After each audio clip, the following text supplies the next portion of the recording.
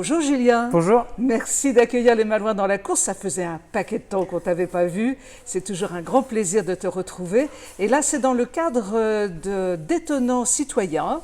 L'affiche est derrière toi, organisée par la Jeune Chambre économique de Saint-Malo, où tu es venu samedi annoncer, revenir un peu sur toutes tes actions.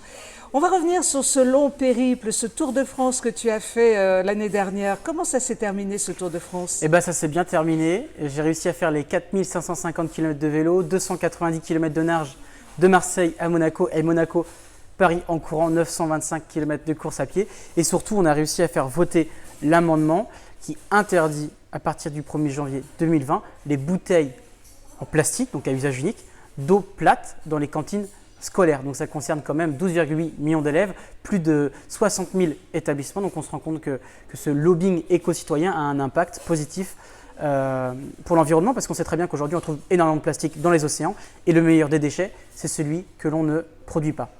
Avec toujours ce souci permanent chez toi de transmission auprès des enfants de l'acte écologique et de cette culture, cette nouvelle culture qu'il faut vraiment prendre en considération. Toujours, donc pendant ce Tour de France, j'ai rencontré en fait plus de 4000 élèves, visité 50 établissements, et l'objectif c'est de créer des écoles écologiques, des écoles qui réfléchissent à la gestion de l'eau qui est une ressource qui est rare et qui va se raréfier, une école qui se pose la question de son alimentation. Est-ce qu'on va continuer à ingurgiter des aliments d'une industrie agroalimentaire et d'une agriculture intensive qui tue nos agriculteurs et qui tue la terre? Donc les écoles écologiques, c'est réfléchir à l'école durable, aussi comment est-ce qu'on peut devenir zéro déchet, comment est-ce qu'on peut protéger la biodiversité. Il faut le rappeler, nous sommes actuellement dans la 6e extinction de masse. Là, ce n'est pas un bobo écolo qui est en train de vous le dire, ce sont les scientifiques. 100 espèces disparaissent tous les jours, une espèce toutes les 20 minutes.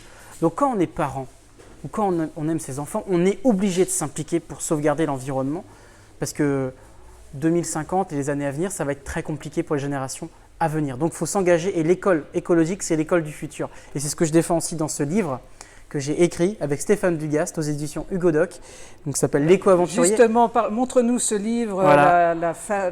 la une, là, magnifique. Alors c'est un livre qui retrace toutes tes dernières aventures? Et pas que. Par exemple, le début du livre, je commence par l'Inde. Et en fait, en Inde, il m'est arrivé quelque chose d'assez... En fait, l'Inde, c'est noir et blanc. J'ai réussi à partir dans l'Himalaya, faire un sommet à 6000 tout seul. Je me suis vraiment découvert. Et ça a très mal fini parce que j'ai été séquestré en fait, par un gang à Goa, des trafiquants de pierres. Et je raconte ça là-dedans. Et je raconte beaucoup d'anecdotes aussi écologiques. Et c'est pas un livre, c'est un livre d'aventure, de vulgarisation écologique, et aussi où je me livre, où je donne mon histoire personnelle. Parce que je pense que c'est le meilleur moyen d'inspirer, c'est en étant transparent, honnête. Donc voilà, n'hésitez pas, ce livre est disponible. Alors, on va le trouver dans toutes les bonnes librairies Malouines, et notamment...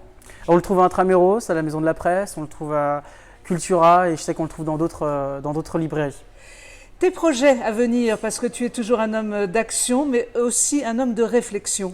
Et cette année, vous savez, j'étais parti en bateau, j'ai eu un accident, j'ai brisé mon mât en deux, et je suis quand même reparti. Mais 2020, en fait, je vais me refaire une santé mentale, c'est-à-dire me refaire un mental d'acier, me refaire un corps aussi. Donc j'ai repris le sport de manière intense et très sérieuse.